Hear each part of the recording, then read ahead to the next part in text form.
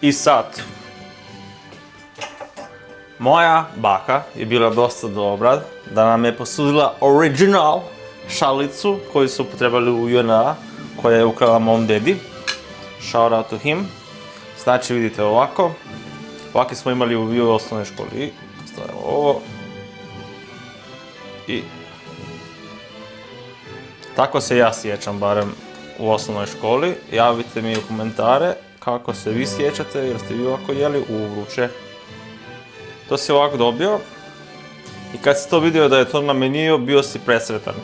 Bio si ono, da, nije pizza, ali imamo mliječni riž za malicu.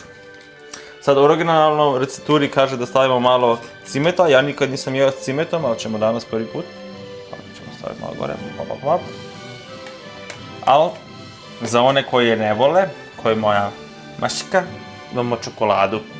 Nemamo kakava, zeznuo sam se, ali imamo čokoladu koju sam nariba, pa ćemo sad mi to staviti i onda ostaviti odmarati. Tu treba da stoji neka 2 sata, 2 do 3 sata, ali mi imamo vremena, tako da ćemo ostaviti vjerovatno preko noći.